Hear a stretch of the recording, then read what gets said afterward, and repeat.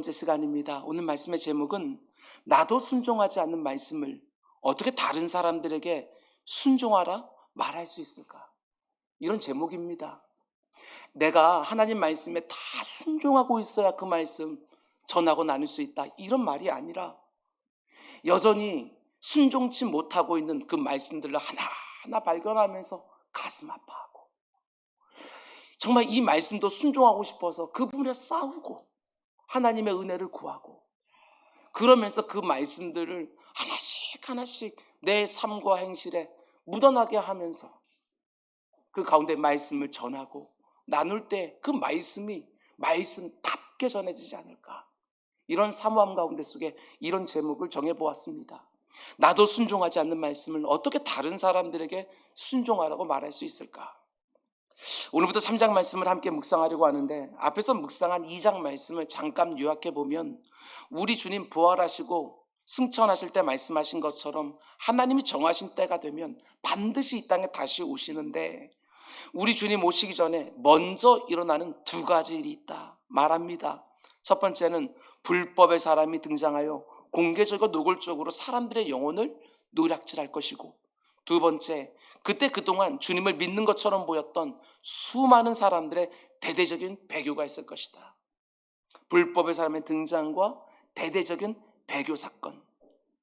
그러나 이런 말을 들으면 이제 예수 믿은 지 채 몇 개월이 되지 않은 데살로니가 교회의 어린 성도들이 두려워할 것을 알고 사도 바울은 동시에 두려워하지 말라고, 하나님은 만세전에 택정한 사람을 단 한 영혼도 실패하지 아니하고 그 안에 시작한 구원을 완성하실 거라고 너무나도 견고하고 안전한 구원에 대해서 바울은 말했습니다. 그러면서 그들의 마음을 붙들어 준 것이지요. 그러고 나서 사도 바울은 2장 맨 마지막 부분에서 두 가지 권면도 합니다. 아무리 불법의 사람이 나타나 사람들의 영혼을 노략질하고 거기에 미혹된 성도들이 대대적인 배교를 일으킨다 할지라도 첫 번째, 결코 흔들리지 말고 굳건하게 서 있어라. 두 번째, 굳건하게 서기 위해서는 뭔가를 꽉 붙잡고 있어야 되는데 그게 뭐냐? 사도들이 전해준 전통, 하나님의 말씀을 꽉 붙들고 있어라. 그 말씀에서 힘을 얻고 그 말씀으로 분별하며 종말의 때를 사는 것이다. 이렇게 말했지요. 근데 이제 3장으로 넘어오자마자 바울은 또 어떤 말을 하느냐? 하나님의 말씀을 꽉 붙잡고 그 종말의 때 나만 굳건하게 서 있으면 되는 것이 아니라 너희가 붙잡은 말씀을 다른 사람들에게 힘써 전하고 나누고 너희가 먼저 그 말씀에 온전히 순종해서 주의 말씀을 영화롭게 해야 된다. 그게 바로 종말의 때를 살아가는 성도들의 마땅한 바다. 이렇게 말하는 게 3장의 핵심적인 주제입니다.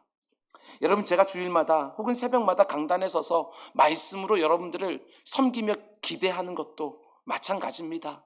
여러분들이 말씀만 잘 듣는 사람이 되는 거 절대로 원하지 않습니다. 여러분들이 말씀을 잘 듣고 그 들은 말씀을 온전히 성령 하나님의 역사를 통해 깨달을 뿐만 아니라 그 깨달은 말씀으로 다른 사람들을 섬기고 전하고 나누는 사람이 되기를 정말 원하는 것이지요. 내 안에 역사했던 말씀을 또 누군가에게 전해서 그 사람 심령 안에도 역사하는 것을 보기를 사모하는 것이지요. 내가 설교를 듣고 깨달은 말씀이 있을 때 혹은 내가 말씀 묵상하다가 내 마음에 와닿은 말씀이 있을 때 그 말씀을 나 혼자만 간직하고 적용하는 것이 아니라 그 말씀을 교회 안에 있는 성도들하고만 나누는 것이 아니라, 여러분, 예수를 믿지 않는 사람들, 그 말씀을 전혀 들어보지 못한 사람에게도 한번 전해주고 나눠보시기 바랍니다. 그러면 여러분과 제 안에 있는 이 하나님의 말씀이 얼마나 강력한 역사하는 힘인지 그걸 그제서야 알게 되었습니다. 하나님이 예배해 놓으신 심령들이 있습니다. 우리는 모르지만 하나님이 예배해 놓은 심령들에게 그 말씀이 나눠지고 전해질 때 그 말씀을 나누고 전한 여러분과 저부터 먼저 놀라게 되어지는 거예요. 이 말씀이 이렇게 능력이 있구나. 우리는 어떤 면에서 길가밭가도 같고 하나님의 그 귀한 말씀들을 너무나도 익숙하게 들어와서 그 말씀 하나하나가 얼마나 귀한지 잘 모르지만, 그러나 이 땅에서 예수 그리스도의 복음을 단 한 번도 듣지 못한 사람에게 그 복음을 들려주었을 때 그 말씀이 얼마나 역사하는 능력인지, 그래서 우리가 깨닫게 되어지는 것이지요. 내가 전한 그 어줍지 않은 그런 방식으로, 그 초라한 방식으로 전한 말씀인데, 말씀을 정확하게 전했을 때 사람을 살려내는 거, 그걸 보게 되어지는 거예요. 그 무엇으로도 그 낙심과 절망에서 헤어나지 못하던 그 영혼들이 그 가운데 다시 소망을 노래하게 되어지는 거, 그걸 보게 되어지는 거예요. 우리가 말씀을 안 나누고 안 전해서 그렇지, 전해보면 압니다. 하나님의 말씀이 정말 능력이구나, 이게 정말 생명을 살리는구나, 이걸 우리가 알게 되어지는데, 몇 번의 말씀 전하다가 실패한 것들, 그 경험들을 가지고 이런 말씀 전하는 거, 이런 말씀 나누는 거 절대로 중단하지 마십시오. 나를 통해서 주님께로 돌아올 영혼들이 예비되어져 있어요. 나는 모르기 때문에 때를 얻든지 못 얻든지 내가 만나는 모든 사람들에게 그 말씀 전하고 나누며 사는 것이지요. 하나님의 말씀인 이 성경은 우리에게 그 말씀을 듣고 깨닫고 그 말씀대로 온전히 순종하기만 하면 된다, 절대로 이렇게 말하지 않아요. 내가 그 말씀에 온전히 순종하며 사는 것은 말할 것도 없고, 내가 입을 열어서 나에게 허락하신 그 말씀을 또 누군가에게 전하고 나누라고 분명히 말하시는 거예요. 우리 주님 이 땅에 계시면서 마지막으로 주신 말씀도 땅끝까지 가서 모든 민족에게 이 말씀 전해라, 이 말씀으로 제자 삼아라, 이 말씀으로 세례를 주라, 이렇게 말하는 이유가 어디 있는가? 다른 것이 아니라 내가 너희들에게 준 교훈 잘 가르쳐 줘라, 내가 너희에게 보여준 선행 잘 너희들이 해라, 이렇게 말하지 않고 이 말씀 전하라고 이렇게 말하는 거. 왜? 우리 인생들에게 가장 절대적이고 가장 필요한 것이 바로 살았고 운동력이 있는 혼과 영과 골수까지 쪼개면서 사람들을 바꿔내는 이 말씀이기에 그 말씀 전하라고 우리가 준 거지요. 단지 전도해라, 그래서 교회 사이즈 키워라, 여러분 이 말 가운데 속에 우리가 너무나 익숙해져서 말씀을 전하고 나누고 전도하고 선교하고 이런 것들이 우리 가운데 거부감이 들지는 몰라도 아닙니다. 말씀을 전하고 나누는 것만큼 우리에게 중요하게 주어진 사명이 없는 거예요. 그거 감당하라고. 종말의 때가 되어서 불법의 사람들이 나타나 수많은 사람들의 그 심령을 노략질할 텐데 너만 굳건하게 섰으면 주님 오실 때 칭찬받을 것 같냐고. 대대적인 배교가 일어나서 믿는 것 같은 사람들도 다 주를 대적하고 있는데 그 가운데 나 혼자 믿음 끝까지 지키다가 주님 다시 오시면 감격으로 맞이하는 거, 주님 앞에서 부끄럽지 않겠느냐고. 너희들 말씀 붙잡고 있느냐? 너만 붙잡지 말고 다른 사람은 네가 붙잡은 말씀 똑같이 붙잡게 해라. 이게 바로 3장에서 말하고 있는 거예요. 그래서 사도 바울이 데살로니가 후서의 마지막 장을 이렇게 시작하는 것이지요. 1절 끝으로 형제들아 너는 우리를 위하여 기도하기를 주의 말씀이 너희 가운데서와 같이 내가 전한 말씀을 너희가 듣고 깨닫고 예수 그리스도를 영접하고 다시 오시는 주님을 지금 고대하고 있는 것 같이 너희를 통해서 또 누군가에게 퍼져나가 그 말씀이 영광스럽게 해라. 주의 말씀이 너희 안에서 역사한 것 같이 그 말씀이 너를 통해서 계속해서 뻗어나가서 또 누군가에게 역사하도록 하라. 그것도 신속하게 뻗어나가게 해라. 이게 바로 종말을 사는 성도들이 마땅히 감당해야 되는 부름이라는 것입니다. 여러분들 1절 말씀에서 저는 이 부분을 꼭 짚고 넘어가고 싶습니다. 2장을 마무리하고 3장으로 들어오면 이제 데살로니가 후서가 끝나는 마지막 장인데 사도 바울이 뭘 합니까? 데살로니가 교회 성도들에게 기도를 요청합니다. 기도해달라. 너는 우리를 위해서 꼭 기도해줘라. 그런데 문맥의 흐름을 보게 되었으면 이 부분이 참 놀랍습니다. 우리가 지난 시간에 본 2장 맨 마지막 부분이 뭐였지요? 사도 바울의 기도였습니다. 데살로니가 교회 성도들에게 종말의 때 이런 일이 있을 것이다 쫙 설명하며 가르쳐 놓고 그냥 가르치고 내 할 도리 다 했다 이게 아니고 권면하고 촉구하고 그것으로 모든 것이 끝난 것이 아니라 우리들의 의지가 얼마나 박약한지 알기에 우리의 믿음이라는 게 얼마나 쉽게 흔들린 줄 알기에 하나님께 그 영혼들을 딱 세워놓고 기도하는 모습 보았어요.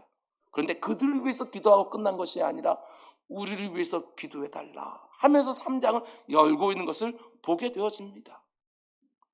우리가 이미 묵상했던 데살로니가 전서 총 5장으로 되어 있는데 그 맨 마지막에도 어떻게 끝나느냐, 이렇게 되어 있습니다. 5장 25절, 형제들아 우리를 위해서 기도하라, 이렇게 말하는 것이지요. 지금 이 편지를 쓰고 있는 사도 바울은 데살로니가 교회 성도들에게 영적 아비와 같은 사람입니다. 그들에게 복음을 전했고 또 복음으로 양육했어요. 근데 영적 아비와 같은 사도 바울이 이제 예수 믿는 채 몇 개월도 되지 않은 어린 성도들에게 기도를 요청하고 있는 거예요. 너희들의 기도가 내게 꼭 필요하니 기도해달라 하고 부탁하고 있는 거예요. 이제 예수 믿은 지 채 몇 개월이 안 된 새 가족에게 담임 목사가 가서 저를 위해서 꼭 기도해 주십시오, 저는 당신의 기도가 꼭 필요한 사람입니다, 이것과 똑같은 거 아니겠습니까? 사도 바울은 아는 것이지요. 기도가 얼마나 중요한지, 성도들의 신앙과 삶에 기도가 얼마나 절대적인지, 하나님의 일을 하는 일꾼들에게 이 기도가 얼마나 필요한지 너희는 우리를 위하여 기도해달라 이렇게 부탁하고 있는 것입니다. 특별히 왜 우리가 기도해야 되느냐, 기도해야 될 이유를 들자면 한도 없지요. 근데 그 가운데 속에 오늘 본문하고 연결해서요, 하나님의 일하는 방식이 너무나도 독특하기 때문에 사도 바울은 그들에게 기도해달라 이렇게 말하는 거예요. 사도 바울도 기도하는 사람이고 사도 바울 역시도 힘을 다하여 충성스럽게 복음을 전하고 있지만 왜 기도해달라고 부탁을 하고 있느냐, 예레미야서 33장을 보면 하나님의 일하시는 방식이 이렇게 되어 있습니다. 일을 행하시는 여호와, 그것을 만들며 성취하시는 여호와, 그의 이름을 여호와라 하는 이가 이와 같이 이르시되 너는 내게 부르짖으며 내가 내게 응답하겠고 네가 알지 못하는 크고 은밀한 일을 내게 보이시리라. 하나님께서 크고 은밀한 그 일을 행하셔요. 그 모든 것들을 계획하시고 친히 성취하셔요. 그럼에도 불구하고 뭐라고 우리에게 말씀하십니까? 너는 내게 부르짖으라, 내가 내게 응답하겠고 그 응답으로서 크고 은밀한 일을 너에게 보이리라, 이렇게 말하는 거예요. 일을 행하시는 여호와신데, 일을 만들어서 성취하시는 여호와신데 그럼에도 불구하고 우리에게 말씀하십니다. 너는 내게 부르짖으라, 내가 내게 응답해 주리라. 일을 행하시는 분도, 일을 만드시는 분도, 일을 성취하시는 분도 하나님이신데 무엇을 통하여? 여러분과 저의 부르짖음을 통하여, 기도를 통하여 일하신다고. 그런가 하면 에스겔서 36장을 보면 훨씬 더 직접적이고 노골적으로 우리 하나님 말씀하십니다. 너희 사방에 남은 이방 사람이 나 여호와가 무너진 곳을 건축하며 황폐한 자리에 심은 줄 알리라. 나 여호와가 말했으니 이루리라. 하나님 말씀하시고 하나님이 친히 이루신다는 거예요. 하나님 말씀은 선포되자마자 그건 이미 응답된 것이죠. 이루어지는 거예요. 하나님이 하시겠다고 누가 막겠어요? 나 여호와가 말하였으니 이루리라. 그리고 나서 곧바로 이어서 주 여호와가 이같이 말씀하셨느니라. 그래도 이스라엘 족속이 이같이 자기들에게 이루어 주기를 내게 구하여야 할지니라. 이게 좀 보이셔요? 하나님 말씀하셨기 때문에 하나님이 친히 이루시겠다고 말씀하신 다음에 그래도 너희가 그렇게 이루어달라고 내게 구하여야 할지니라. 이게 바로 하나님 일하시는 방식이에요. 특별히 이 말씀을 주의해서, 아니 오늘 작금에 우리의 상황 가운데 이 말씀 잘 보셔요. 나 여호와가 무너진 것을 건축하며 황폐한 자리에 심은 줄을 알리라. 나 여호와가 말하였으니 이루리라. 코로나 팬데믹 가운데 속에 한국교회가 얼마나 많이 무너졌는지 몰라요. 심령이 황폐해진 성도들이 또 얼마나 많은지 몰라요.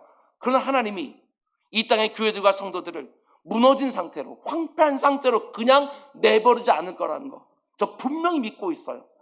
그러나 너희가 그렇게 이루어 달라고 내게 구하여야 할지니라.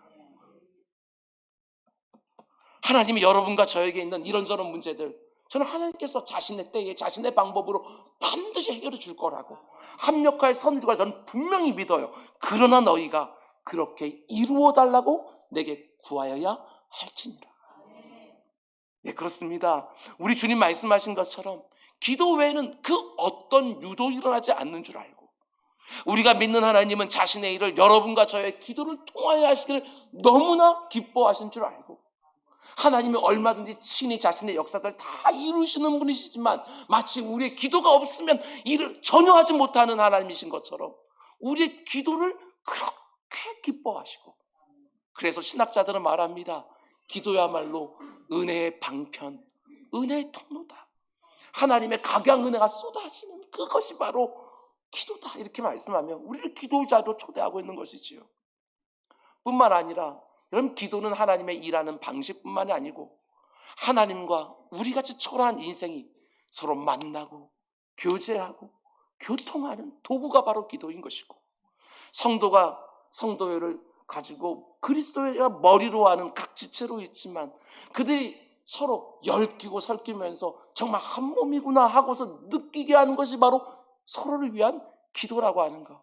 이게 잊으면 안 되는 거예요. 기도는 여러분과 제가 이 땅에서 마땅해야 되는 종교적 행위 중에 하나가 절대로 아니지.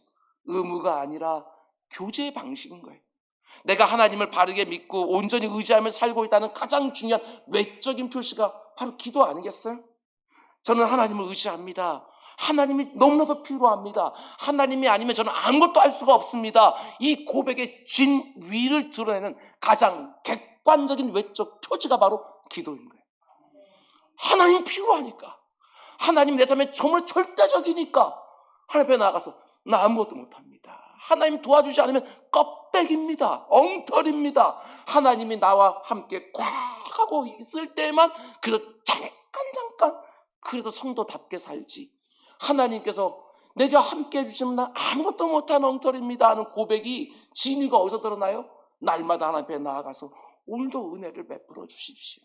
오늘도 이 엉터리 붙들어 주십시오. 엄한 말 나가려면 막아주시고, 엉뚱한 짓 하려고 그러면 하나님께서 그 모든 것들 중단시켜 주시고, 이게 다 기도지요, 기도.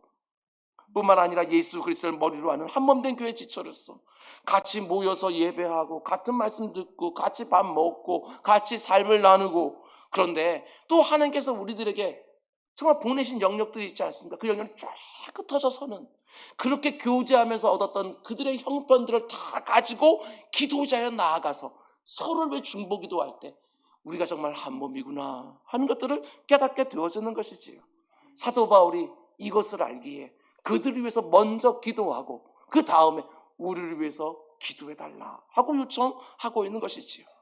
오늘날 너무나 많은 성도들이 우려를 합니다. 그래서 이런 말들을 하지요. 교회 안에 이런저런 문제들이 있어서 교회들이 약해져 간다고, 목회자들이 윤리적이지 못하고 본이 되지 못하고 말씀에 헌신되어 있지 않고 성도들이 이렇게 충성스럽지 않으니 교회들이 약해져 가는 것은 당연한 것이 아니냐. 그러나 저는 오늘날 교회들의 문제가 절대로 이런저런 몇 가지 눈에 드러나는 문제 때문이라고 생각하지 않아요. 기본과 중심이 무너지고 있다. 기본과 중심이 무너지고 있다. 저는 그런 생각을 해요. 제 자신을 보고 또한 오늘날 성도들의 모습 보면서도 예배라고 하는 기본, 말씀과 기도라고 하는 중심, 그것들이 무너진 결과로 교회들이 이렇게 약해진 것이지 어느 한두 가지 문제 때문이겠습니까? 그 모든 것은 격가지들이지요. 교회 역사 가운데서 그런 문제들은 늘 있어 왔었던 것이고, 예배와 기도와 말씀만 딱 서 있으면 웬만한 문제들은 다 감당이 됩니다. 교회의 강단 위에서 하나님 말씀이 정확하게 선포되지를 않고 교회 강단 밑에서 회중들의 기도 소리가 점점점 약해지기 시작하면서 예배가 무너지기 시작하고 교회가 이렇게 약해지는 것 아니겠습니까? 요즘 내 삶의 이런저런 상황도 다른 데서 문제를 찾는 게 아닙니다. 내 신앙생활의 기본과 중심, 예배와 말씀과 기도, 그게 지금 어떤 형편 가운데 있는지 거기서부터 시작하는 거예요. 많은 성도님들이 바빠서 기도하지 못합니다. 너무나 피곤하고 지쳐서 기도할 시간을 내지를 못합니다. 이런 식으로 말하지만 정말 그렇습니까? 내 자신을 정직하게 보면 아무리 바빠도 내가 좋아하고 내가 기뻐하는 일들은 그래도 하지 않습니까? 우리 청년들을 보면, 여러분 오해하지 마십시오.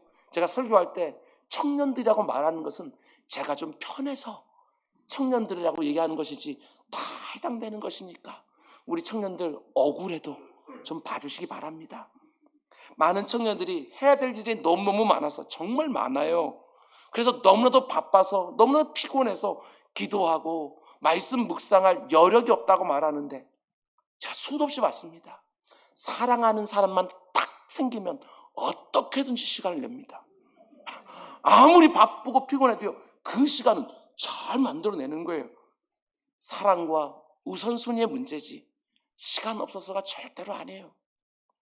기도에 목말라하고 기도하는 시간을 사모하고 즐거워하는 성도들이 현저하게 줄어드는 이와 같은 시대에 사도 바울은 기도 없이는 그 어떤 일도 할 수 없는 줄 알고 이제 예수 믿은 지 채 몇 개월도 안 되는 그 어린 성도들에게까지 너희들의 기도가 우리에게 꼭 필요하다 이렇게 말하는 것처럼 여러분과 기도에 무너진 제단을 다시 세워내고 기도를 통해서 하나님과 소통하고 기도를 통해서 사랑하는 지체들과 유대감을 느끼면서 그 가운데 속에 서로가 서로를 세워가는 신앙생활 꼭 해야 되는 것이지요. 부탁드립니다. 무슨 일 하든지 기도 없이는 절대로 안 되는 줄 알고 기도 없이 무슨 일이 되면 더 위험한 줄 알고 지금보다 기도의 자리에 더욱 힘써 나아가서 하나님이 내 기도에 이렇게 응답하셨구나 저렇게 역사하셨구나 이런 간증들이 여기저기서 쏟아지게 되기를 주님의 이름으로 축원을 드립니다. 여러분 그런데 너희는 우리를 위해서 기도해달라 요청하면서요 구체적으로 이렇게 기도해달라 내용까지 말해주는 걸 보게 됩니다. 1절 말씀을 다시 보면 끝으로 형제들아 너희는 우리를 위하여 기도하기를 주의 말씀이 너희 가운데서와 같이 퍼져나가 영광스럽게 되고 여기 보면 주의 말씀이 신속하게 퍼져나가서 영광스럽게 된다. 이 말의 뜻이 무엇입니까? 저는 이렇게 묵상했습니다. 말씀을 듣고 그 말씀이 한 사람에게 역사하기 시작하면 어떤 일이 벌어지지요? 그 사람의 생각이 바뀝니다. 말씀이 역사하기 시작하면 생각이 달라져요. 그리고 그 사람의 생각이 달라지면 어떤 사물이나 사건을 바라보는 관점이 달라져요. 관점이 달라지게 되었으면 무엇이 더 중요하고 무엇이 덜 중요한지 가치가 바뀌기 시작해요. 가치 기준이 전복되기 시작하는 거예요. 그리고 가치가 달라지게 되었으면 성품도 달라지고 행실도 달라지는 것이지요. 한 사람의 생각과 관점과 가치를 바꿔내고 그 가운데 예수 그리스도를 닮은 성품과 행실이 점점 묻어나온 것을 보면서 그 곁에 있는 사람들이 깨닫게 되어지는 거예요. 아, 하나님의 말씀이 정말 놀랍구나. 하나님이 정말 대단하시는구나. 저 사람을 저렇게 바꿔놓다니. 그게 바로 하나님의 말씀이 영화롭게 되고 이런 뜻이에요. 사도 바울은 그걸 너무나도 지금 사모하는 것입니다.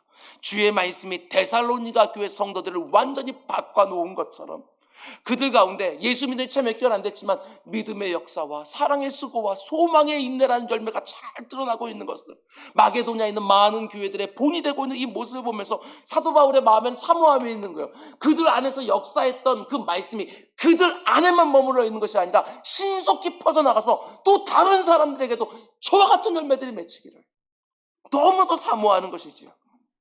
여러분, 여러분들을 통해서 누군가에게 이러한 역사 일어나는 거 보고 싶지 않으십니까? 내가 전하고 나눈 말씀이 어떤 사람에게 들려지고 그 말씀이 그 속에서 역사하여 그 사람의 생각을 바꿔내고 관점을 바꿔내고 가치를 바꿔내고 그 사람의 성품과 행실 가운데 예수 그리스도의 것이 묻어나오기 시작하고 그럼 그거 보고 싶지 않습니까? 저는 정말 보고 싶어요. 저는 말씀을 전하는 설교자로서 강단에서 말씀을 전할 때마다 지금 선포되고 있는 이 말씀이 누군가 안에서 역사하여 그 사람의 인생을 너무나도 영화롭게 바꿔내는 그 모습을 너무나도 보고 싶은 거예요. 그리고 그 모습을 보면 사람들이 이야 하나님이 정말 대단하신가 보다. 하나님의 말씀이 정말 능력이 있나 보다.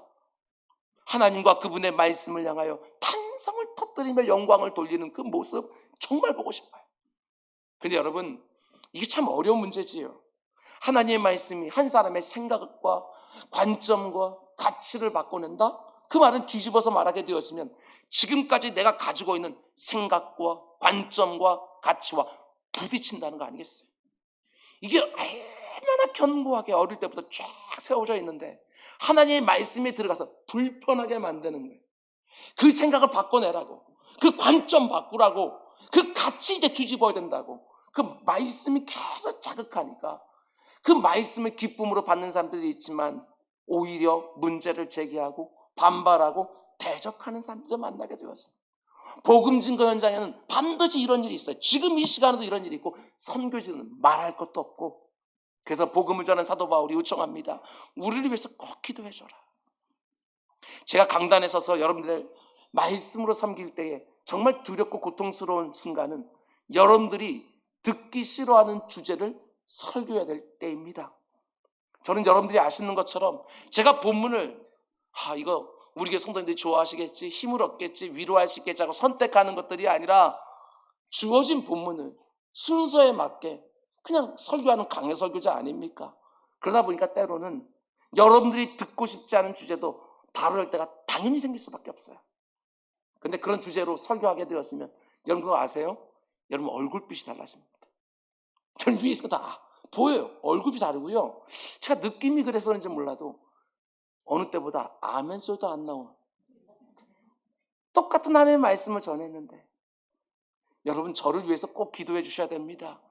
저 같은 설교자가 사람을 두려워하여 하나님의 강력한 명령, 해라, 하지 마라, 이렇게 말씀하시는데 이거 이렇게 하면 좋습니다 하는 선택상으로 바꾸지 않도록, 하나님의 엄중한 경고, 내가 가만두지 않으리라 말씀하는데 마치 유순한 권면으로 뒤바꾸는 역사가 없기를 설교자들에서 기도해 주셔야 됩니다. 너무나 많은 성도들이 어느 목사가 설교를 잘한다, 누구 설교가 좋다, 이런 말들을 참 많이 하지만 저는 그렇게 설교가 좋다, 그 다음에 설교가 잘한다 잘 말할 때 그 기준이 뭔지 항상 의심스러워요. 물론 전달력의 차이도 있고 준비하는 거, 경험의 차이도 많이 있겠지만 설교자 한 사람씩 생각하는 잘하는 설교, 좋은 설교는 분명합니다. 말씀을 시뻘건 그대로, 날 것으로 그대로 정확하게 전하는 설교, 본문이 말하는 하나님의 마음을 충성스럽게 가감없이 대언하는 설교, 그게 잘하는 설교고 좋은 설교예요. 말씀 자체가 혼과 영과 골수까지 찔러 쪼갠 능력이기 때문에 저는 믿어요. 말씀이 굽어지지 아니하고 정확하게 전달만 되었으면 사람들의 생각과 관점과 가치를 바꿔낸다. 저는 분명히 믿어요. 설교자의 능력이 아닙니다. 말씀의 능력이지요. 꼭 기도해 주시기 바랍니다. 저 같은 설교자들이 사람을 두려워해서 말씀을 왜곡하거나 말씀을 희석시키는 일이 없도록 본문에 담겨있는 하나님의 목적과 의도와 뜻을 밝히 열어서 성도들이 설교를 들을 때에 하나님이 지금 내게 이렇게 말씀하시는구나, 사람의 말이 아니라 하나님 말씀으로 들려지게 해달라고 꼭 기도해 주시기를 주님의 이름으로 부탁을 드립니다. 그런데 이어지는 말씀을 보면 말씀을 전할 때 반드시 이런 일이 있을 거라고 말합니다. 2절, 또한 우리를 부당하고 악한 사람들에게서 건지시옵소서 하라. 믿음은 모든 사람들의 것이 아니니라. 무서운 말씀이에요. 우리가 사도행전 말씀을 통해서 보는 것처럼 하나님 말씀을 선포되게 해주면 그 말씀을 듣는 성도들이, 사람들이 쫙 반으로 갈라지지 않습니까? 그 말씀을 환영하며 그 가운데서 가슴을 치며 회개하고 예수 그리스도를 나의 구주로 영접하며 하나님께 찬양을 돌리는 한 무리와 그 가운데 오히려 분노하며 대적하고 핍박하는 한 무리 쫙 갈라지는 거예요. 사도 바울이 얼마나 좋은 설교자입니까? 얼마나 탁월한 복음 증거자입니까? 그 사람이 말을 전할 때에도 그같이 다양한 반응을 보이는 거예요. 사도 바울이 그것을 수도 없이 경험하고 있기 때문에 데살로니가 교회 성도들에게 너희들이 지금 먼저 받은 그 말씀을 또 누군가에게 전해줘라 이렇게 말할 때 같이 말하는 거예요. 너희들이 말씀을 나누고 전할 때 이런 사람들을 만나더라도 놀라지 마라, 이걸 말해주는 것이지요. 3절 말씀 보면 그러나 주는 미쁘사 너희를 굳건하게 하시고 악한 자에게서 지키시리라. 너희들이 말씀을 전할 때 분명히 너희들을 부당하게 핍박하고 너희들을 갖다가 악하게 대하는 사람들을 만나게 될 텐데 그때 그거 두려워하며 놀라지 말고 이상한 일이 일어난 것처럼 생각하지 말고 주의 일을 감당할 때 그 가운데 대적하고 언제나 공격하는 사람들이 나타날 때 그거 이상한 걸 생각하지 말고 뭘 붙잡으라고요? 주는 미쁘시고 신실하사 너를 굳건하게 지키실 것이고 너의 모든 것들을 지켜주시리라, 이렇게 말씀하시는 것이지요. 여러분 기억하십시오. 이 말씀이 능력인데 그 말씀을 갖다가 전할 때 분명히 대적하는 사람들이 있습니다. 그 말씀이 퍼져나가서 사람들의 생각과 관점과 가치를 바꾸는 그 놀라운 일 가운데 속에 분명히 그 가운데서 부당하게 공격하고 악한 자들이 꼭 만나게 되었었는 거예요. 그런데 그런 사람들 때문에 절대로 중단하지 말라고. 왜? 하나님의 신실함이 있다고. 그 신실한 하나님이 네 내면을 굳건하게 붙들어 주실 것이고 너희를 대적하는 그 악한 자들 너희를 보호해 주실 거라고. 주님 말씀 앞에 서 있는 인생들이 아무리 영적으로 둔하고 어리석고 심지어 거절하고 대적한다 할지라도 하나님의 신실하심을 누가 이기겠어요? 굳건하게 해서 말씀을 전하고 말씀을 나누는 것이지요. 아무리 오늘날 한국교회가 이렇게 약해지고 복음을 전하기가 점점 어려워지고 선교사들의 사역이 점점 힘들어진다 할지라도 하나님의 신실하십니다. 반드시 만세전에 특정한 모든 사람들을 구원해내시리라 분명히 믿고, 누구를 택정하시는 나는 모르니까 기회가 있든지 없든지 계속해서 그 말씀을 전하고 나누는 우리 모두가 될 수 있기를 주님의 이름으로 축원을 드립니다. 이제 마지막으로 주의 말씀을 전하고 나누도록 부름받고 있는 대상교회 성도들을 향한 사도 바울의 권면도 등장을 합니다. 한마디로 말하면 주의 말씀을 전하고 나누라고 말하면서 사도 바울이 그들에게 아주 강하게 말하는 것이 있는 거예요. 그것은 반드시 너희가 먼저 그 말씀에 순종하고 있어야 된다. 굉장히 중요한 말씀이에요. 오늘 우리들에게 너희가 순종하지도 않는 말씀을 어떻게 다른 사람들에게 순종하라고 전하고 나눌 수 있느냐. 4절 말씀입니다. 너희에 대해서는 우리가 명한 것을 너희가 행하고 또 행할 줄을 우리가 주 안에서 확신하노니. 이건 사도 바울의 기대예요. 기대. 주의 말씀에 대한 온전한 순종을 기대하는 것이지요. 사도 바울이 대상교회 성도들에게 너희들이 복음을 전하는데 하나님의 말씀이 너희가 역사하신 것처럼 다른 사람들 전하기를 원하는데 그 전할 때 너희 안에 순종이 있는가 없는가는 굉장히 중요한 것이다. 이 말을 하는 거예요. 근데 여러분 순종이라는 이 단어를 들을 때 여러분들 마음이 좀 어떠십니까? 오늘날에는 여러분 순종이라는 단어 안 좋아합니다. 심지어 하나님의 말씀에도 순종해야 된다 이렇게 말할 때 거기다 대꾸하고 토를 달기를 더 좋아하지. 이런 상황에서 이 말씀을 어떻게 순종합니까? 우리가 살아가는 현장에서 이 말씀을 어떻게 살아냅니까? 하고 하나님의 말씀에도 토를 다는 시대 아니에요? 많은 사람들이 순종하기보다는 주장합니다. 자기가 생각하는 바를 주장하지. 순종은 어리석어 보이고 주장하는 것이 능력 있는 사람처럼 그렇게 오해되고 있는 시대 아니겠어요? 사도 바울이 에베소 5장에서 우리 성도들은 그래도 순종하는 모습으로 드러나야 된다라고 말을 하며 특별히 관계에 있어서 남편과 아내 사이의 관계, 부모와 자녀들의 관계, 그리고 또한 성도와 성도의 관계, 그리고 고용인과 피고용인의 관계에 대해서 에베소 5장을 보게 되어지면 계속해서 말하는데 그 핵심이 바로 순종이에요. 에베소 5장 21절 말씀 보면 그리스도를 경유함으로 피차 복종하라. 서로에게 순종해라. 아니 한 점 더 나아가서 그 누구를 대하든지 죽게 하도 되라. 이렇게 말하거든요. 어때요? 이렇게 하고 계십니까? 우리 성도들이 이 모습을 꼭 보여주셔야 돼요. 이 땅을 살아가는 많은 사람들이 순종이라는 말을 부담스러워하고 거북하게 생각하는 이때에 주의 말씀에 온전히 순종하는 모습을 통해서 이 말씀이 얼마나 영화로운 말씀이고 이 말씀을 주신 하나님이 얼마나 위대한 분이신지 여러분과 제가 순종하는 모습으로 반드시 드러내며 살아야 되는 거예요.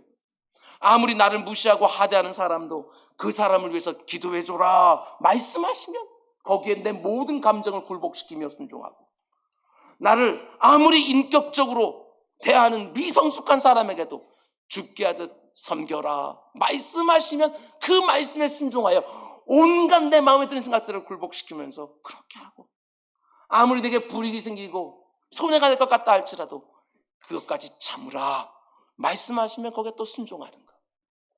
그 모습이 우리 가운데 드러나야 우리가 말씀을 전하고 나눌 때 그 사람들이 그 말씀이 얼마나 엄청난 말씀인지, 저 사람이 저것까지 참는구나, 저것까지 받아내는구나, 저것까지 굴복시키는구나, 이것들을 보면서 그들도 그 말씀이 얼마나 소중한지 얼마나 위대한지 내 모습을 통해서 그것들을 경험하게 될 텐데, 우리는 말씀을 전하면서 나도 순종하지 않는 말씀을 그 사람들에게 어깨에다 짐을 얹듯이 이거 하라고 이거 하지 말라고.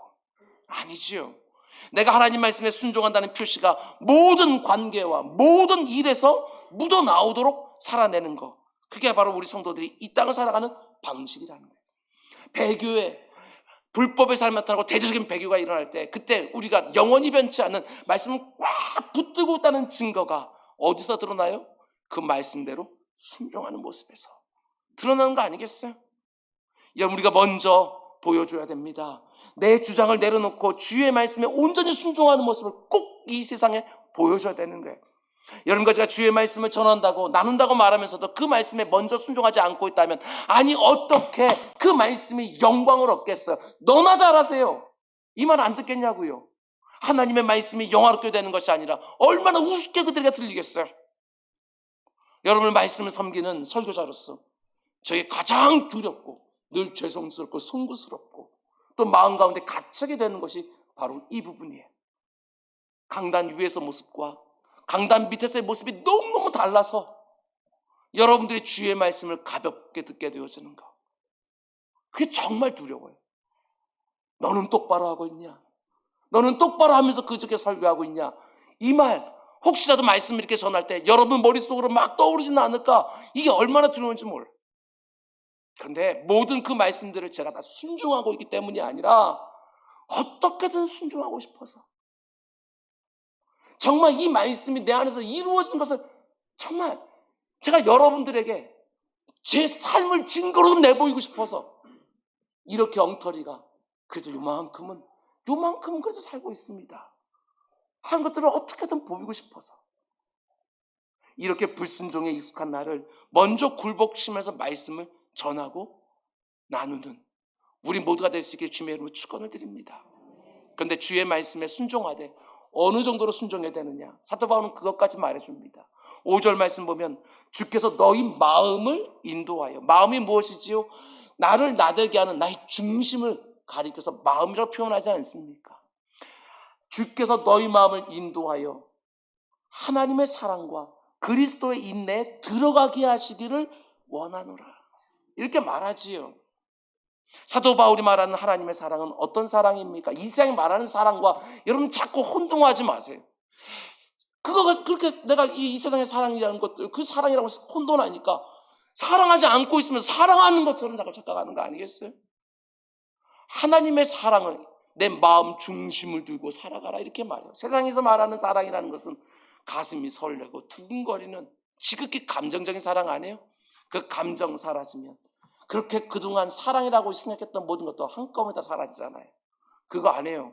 하나님의 사랑은 여러분과 저를 사랑해서 자기 아들 독자까지 십자가 내어주신 그 사랑, 가장 소중한 것, 그것을 내어놓고 하는 사랑, 삼위일체로서 단 한 번도 떨어진 것이 없고 떨어진다는 게 뭔지도 모르는 그 아들 예수, 그것을 내치면서 엘렐라바 사박다니 나의 하나님 어찌 나를 버리시나이까, 그 철교에도 침묵하셨다.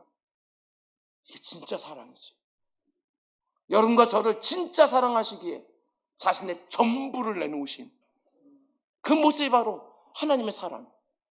우리가 말씀에 순종해야 된다 이렇게 말하면서 사도 바울이 왜 하나님의 사랑에다 네 마음 중심을 두어야 되냐 이렇게 말합니까? 하나님께서 너희들에게 보여주신 그 사랑이 얼마나 놀라운 건지 너희들이 암만큼 순종할 거다, 이 말 아니겠어요? 하나님의 사랑이 얼마나 어마어마한 건지 너희들이 암만큼 그 말씀에 순종하지 않겠느냐. 잘 순종하지 못합니까?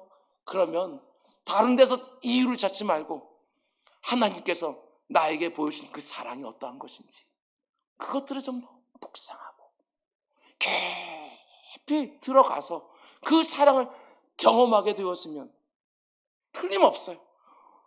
순종하지 못할 말씀이 도대체 어디 있겠어요? 그런가 하면 또 어디에 우리의 마음 중심이 들어가기를 원하다고 얘기합니까? 예수 그리스도의 인내에 네 마음 중심을 둬야 말씀에 순종할 수 있다. 예수 그리스도의 인내는 어떤 것입니까? 빌립보서 2장에서 말씀하시는 것처럼 그는 근본 하나님의 본체시나 하나님과 똑같은 영광을 받게 마땅하시고 합당하신 분이시나 하나님의 동등됨으로 취할 것으로 여기지 아니하시고 오히려 자기를 비워 종의 형체를 가지사 사람들과 같이 되셨고, 어마어마한 비하지요. 사람의 모양으로 나타나 자기를 낮추셨을 뿐만 아니라 죽기까지 복종하셨습니다. 십자가에서 곧 죽으십니다. 하나님의 말씀에 온전히 순종하는데 어디까지? 죽기까지 복종하셨습니다. 우리 주님 십자가 위에서 내가 다 이루었다. 뭘 다 이루어요? 아버지 하나님의 말씀을 다 이루었다. 그 만세전부터 시작된 구원 계획 역사를 다 이루었다. 아버지 때에 순복하고 죽기까지 순복하고, 이것을 우리들에게 보여주는 거예요. 예수 그리스도가 어디까지 참은 줄 아냐? 아버지 말씀에 복종하기 위하여 죽기까지 참으셨다. 여러분과 저에게 하나님 말씀에 순종하라고 말하는데 사도 바울은 예수 그리스도의 인내를 언급해.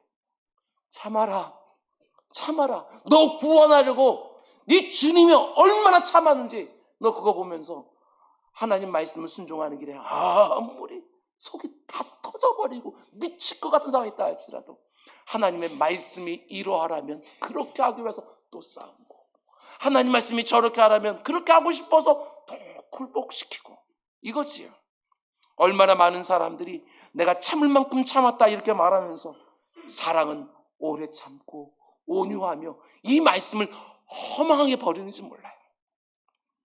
아닙니다. 내가 참을 만큼 참았습니다 하면서 뭔가를 터뜨리는 거, 여러분, 그러면 내 양심만 만족시킨다고 되는 것이 절대로 아닙니다. 우리 주님이 보여주신 것처럼 하나님 말씀에 끝까지 순종하는, 죽기까지 순종하는 그리스도의 인내가 여러분과 저의 성품과 행실에 묻어나기 시작하면 그 말씀이 얼마나 영화스러울까. 여러분, 우리의 기준은 이 시대의 정신이 아닙니다. 다른 사람들이 어쩌든지 우리는 그게 우리의 기준이 아니에요. 여러분, 우리의 기준은 나의 최선이 아니에요. 내가 최선을 다했다면 다 괜찮은 게 아니라고요. 우리의 기준은 저같이 엉터리 목사도 아니고 우리 가운데 신앙생활 잘하는 것 같은 근사해 보이는 누구도 아니에요. 여러분과 저의 기준은 오직 하나님 우리 아버지와 예수 그리스도, 그분이 우리의 기준이지요. 그래서 언제나 우리는 나의 연약함을 봐요. 언제나 우리는 이미 섰다가 아니라 여전히 죄인 중에 괴수입니다 하면서 그분의 은혜를 구하며 이 말씀을 순종하는데 내 의지 가지고 되겠나? 내 결심 가지고 되겠나? 그게 아니기에 하나님의 사랑을 더 깊이 묵상하고 예수 그리스도의 인내를 더욱더 내 마음속에 담으면서 그 말씀에 순종해 가는 것이지요. 말씀 맺겠습니다. 여러분, 하나님의 말씀 듣는 자로만 이렇게 머물러 있지 마십시오. 말씀을 들으셨으면 전하고 나누는 자가 되십시오. 내가 전한 말씀으로 사람들이 영화롭게 된다는 게 무엇인지, 하나님과 그분의 말씀이 영광을 얻으신다는 게 무엇인지, 그럼 그거 좀 봐야 되지 않겠습니까? 기도 없이는 그 어떤 일도 일어나지 않는 줄 알고 하나님은 내 기도를 들으시고 응답하는 방식으로 자신의 선하신 역사를 내게 이루는 줄 알고 우리 더욱 빈번하게 기도 자리에 들어갑시다. 주의 말씀을 전할 때 부당한 일 당할 것입니다. 주의 일을 감당할 때 여러분, 나와 전혀 다른 사람들도 만나서 당황스럽기도 할 것입니다. 그러나 하나님이 신실하시니 나를 굳건하게 하고 보호해 주시리라 믿음으로 선포하면서 하나님이 내게 맡기신 일 우직하게 감당해 나가는 것입니다. 그 귀한 주의 말씀을 말로만 전하고 나누는 것이 아니라 내 삶에 먼저 치열하게 적용하고 순종하면서 그분의 말씀이 얼마나 영화로운지 내 삶을 증거로 내보이면서 하나님의 사랑과 그리스도의 인내, 내 중심을 두면서 우리 집 다시 오실 때에 내 옆에 내가 말씀을 전하고 내가 나눈, 그래서 예수 그리스도를 만나고 그래서 생각이 바뀌고 관점이 바뀌고 가치가 바뀌고 그의 성품과 행실이 바뀐 그 사람이 내 곁에 서서 다시 오시는 주님을 감격으로 기쁨으로 함께 맞이하는 여러분과 제가 되고 우리 교회가 될 수 있기를 주님의 이름으로 축원을 드립니다. 기도하겠습니다. 사랑이 많으신 아버지 하나님, 주의 말씀을 또 들었습니다. 이 말씀이 오늘 내게 주신 말씀, 내가 반드시 들어야 되는 말씀인 줄 알고 이 말씀대로 또한 살아내기 위하여 하나님의 은혜를 구하며 살아가는 우리 모두가 될 수 있도록 인도하여 주시옵소서. 이 모든 말씀 예수님의 이름으로 기도드렸습니다. 아멘. 우리 시간 찬송 505장 우리 들은 말씀 생각하면서 함께 찬양하겠습니다. 505장입니다.